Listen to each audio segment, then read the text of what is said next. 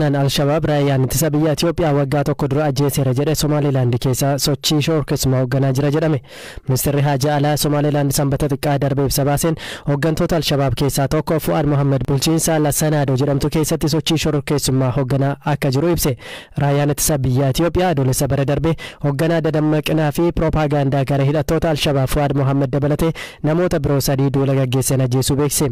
Haa ta'u malee ministeerri dhimma alaa Somaliland ibsa baaseen Fu'aad Mohammed guyyoota muraasa darban keessa loltoota 600 dursuun itti fayyadama meeshaalee dhukaa irratti leenjisuuf akkasumas naannoo gaarreen akkamitti akka itti fayyadaman qorachuuf gara Lasanaadoo seenuu mirkaneeffadheera jedhe.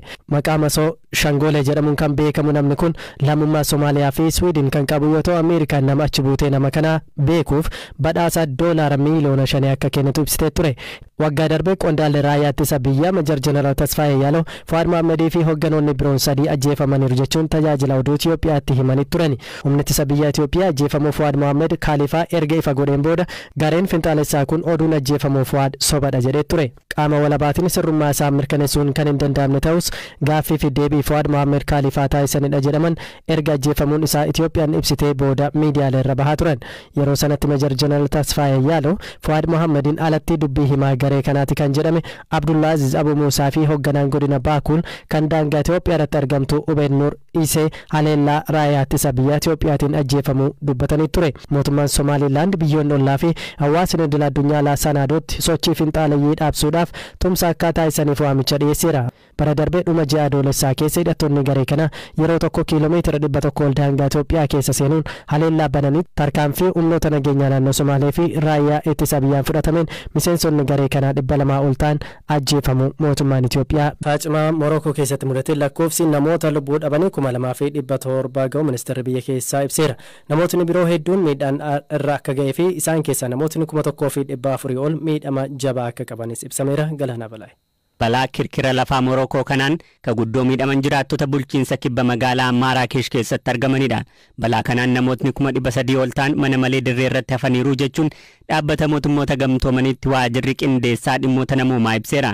Ministeerri barnootaa Morookoo ammoo naannolee kirkira lafaan miidhaman keessatti yeroof barnootni akka dhaabatuuf murteesseera.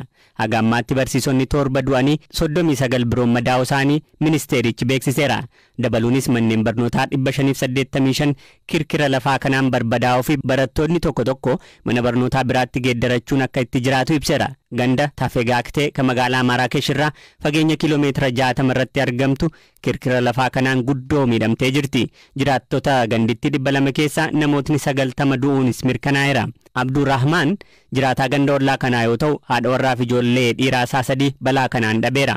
Abdurrahmaan erga balaan kirkira lafaa mudateen booda bakka buufata boba'aa hojjeturraa haga mana isaatti fageenya kiiloomeetira 3 fiiguu dubbata. Kirkira lafaa kanaan booda namoota manaa fi gamoo jigan jalatti hafan baraaruun itti fufee jira. Lammiilee Morookoo balaa kirkira lafaa kanaan miidhaman gargaaruuf dhaabbileen gargaarsaa biyya keessaaf idil addunyaa hojii eegalaniiru. UN ibsa baaseen tattaaffii mootummaan Morookoo namoota miidhaman gargaaruuf taasisu cinaa dhaabbachuuf qophii ta'uu ibse. Dhaabbatni World Central Kitchen jedhamus hawaasa gaarreen keessa jiraatanii fi bira ga'uun cimaa ta'eef helikooptara fayyadamuun nyaataaf bishaan geessu ibseera. Gartuun kubbaa miilaa biyyaalessaa Morookoos namoota balaa kanaan miidhaman gargaaruuf dhiiga gumaachaniiru. Mootiin biyyattii Muhammad Jaaffaa gadda biyyaalessaa guyyaa 3 turu labsuun deeggarsi bakka ciisichaa soorataaf gargaarsi biraa kanneen lubbuun hafaniif akka geeffamu ajajaniiru. Ministeerri muummee Itoophiyaa Abiy Ahmedis balaa dhaqqabeen gadda isaanii ibsanii Itoophiyaan isin bira dhaabbattii jedhan. Balaan kirkira lafaa hamaan akkanaa Morookoo kana dura miidhee kan bara 1960 keessa lubbuu namoota 12,000 ol ta'anii galaafateedha. Bayyaa jaaraa jirtu bishaan guutuu ishee erga ibsitee booda Masriin mufii qabdu ibsite. Itoophiyaan hidha kana $5 miliyoona 5 ol baasuun ijaaraa jirti. Firaafolii dhugaasa. Hidha Abbayyaa marsaa xumuraaf bishaaniin guutamu ministeerri muummee Itoophiyaa Abiy Ahmed guyyaa dilbataa beeksisaniiru.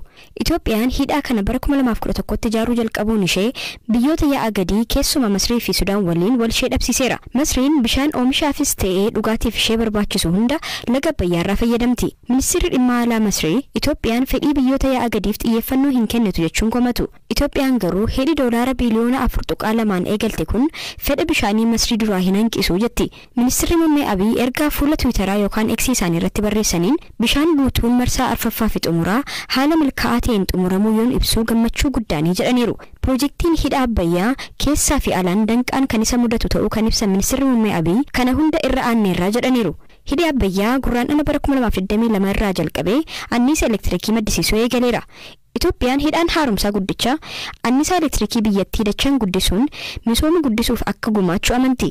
Yeroo ammaa uummata biyyattii miiliyoona 127 ta'an keessaa walakkaa ol tajaajila ibsaa hin qabani. Hidhi annisaa elektirikii meegaawaatii 6,000 akka maddisiisuuf eegamu kun daangaa Sudaan irraa kiiloomeetira 30 fagaatee argama. Masrii fi Sudaan akkaataa hidhi kun itti hoogganamu irratti qajeelfamni waloo irratti waliigalame bahuu qabaa jedhu. Kunis annisaa dabalataa kan feetu Itoophiyaan dhiyeessii bishaanii nurraa xiqqeessiti jedhanii waan yaadda'aniifidha. Mariin hidha Abbayyaa bara 2021 addaan citee ture hagayya keessa deebi'ee eegaleera. Walitti bu'iinsa keessa kan jirtu Sudaan Ministeerri Muummee Abiy Itoophiyaan hidha Abbayyaa bishaan guutuu ishee erga ibsanii booda waan dubbatte hin qabdu. Ministeerri dhimma alaa Masrii ammoo ibsa Feesbuukii gubbaarratti baaseen Itoophiyaan qofaatti bishaan guutuun ishee qajeelfamoota waliigaltee biyyoonni sadan bara 2015 irratti waliigalan kan cabsudha jedheera. Murtee Itoophiyaa seeraan ala jechuun qeeqeera. Hidhi Itoophiyaan laga dheeraa addunyaa Abbayyaa irratti ijaartee waggoota 3 darban osoo Masriin mormituu guutamaa ture.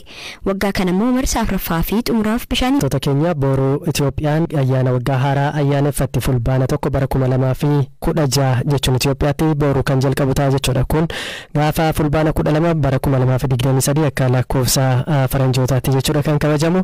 Mee bara darbe kana keessa taateewwan gurguddoo Itoophiyaatti ta'anii darban waliin haa ilaallu. Waa'ee lakkoo ammayyuu taanaa wajjinitiin dhimma kana kaasnee kan ilaallu jechuudha. Ammayyuu mee wantoota gurguddoo Itoophiyaatti bara 2015 har'a xumuramu kana keessa raawwatan isaan gurguddoo wanta gaariidha jennurraati mee kaasitii nutti. Ulfaadhu Zalaalamii wanta baay'ee Itoophiyaa keessatti akkuma jette mee jalqabarraa kan eegallu Itoophiyaa keessatti keessumaa Boorana keessa Somalee keessa akkasumas immoo gama kaaba Itoophiyaa fi gara uummattoota kibbaa hongeetu ture.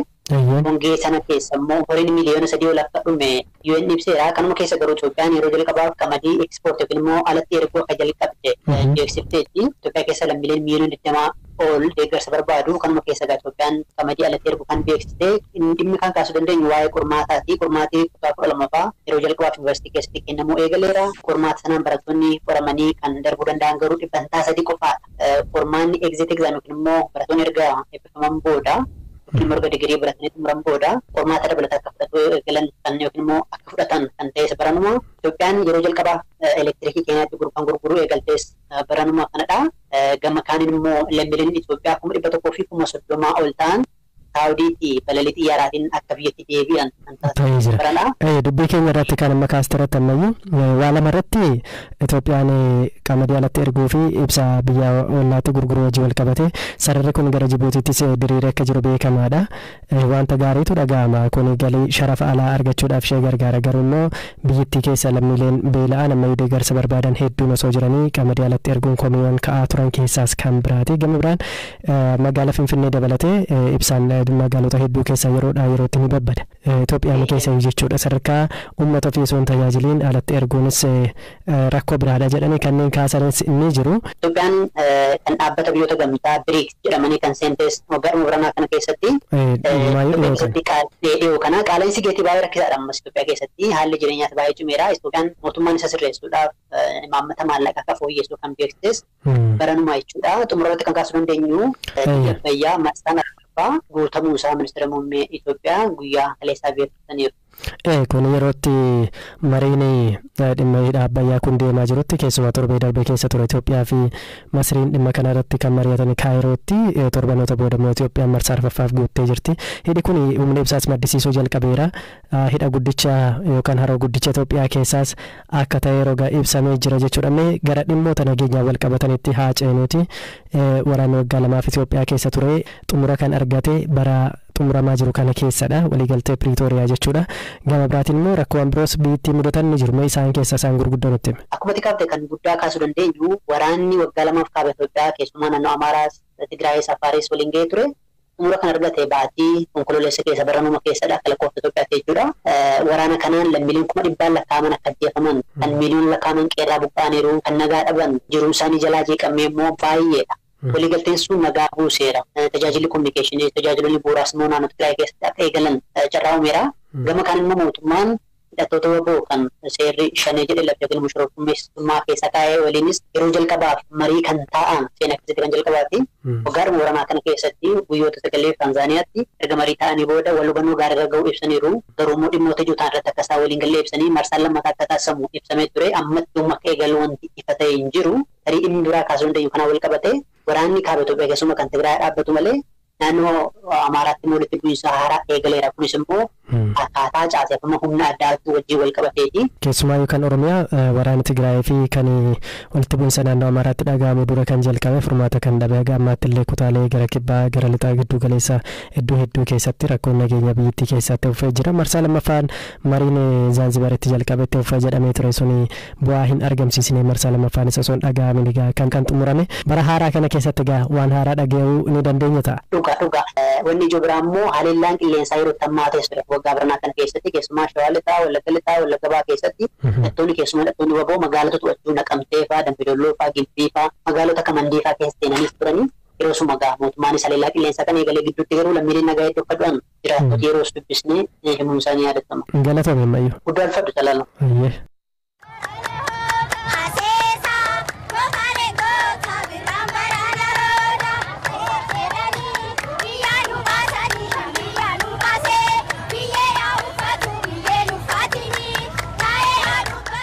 Sagantaa ayyaana biraatiin kaarnivaalli Goobee fi Shinooyyee marsaa shanaffaa magaalaa Finfinnee hanga fulbaana 9tti turu gaggeeffamaa jira. Kaarnivaalli kun piroomooshinii aartii Booraa fi Biiroo Aadaa fi Turizimii Oromiyaatiin qindoominaan qophaa'e. Hojii gaggeessaa dhaabbata piroomooshinii aartii Booraa kan ta'e dargaggoo Birook Girmaa Goobee fi Shinooyyee maal akka ta'ee fi kaayyoo kaarnivaala kanaa BBC'tti himeera. Abtaamuu Xibabuutu dubbise.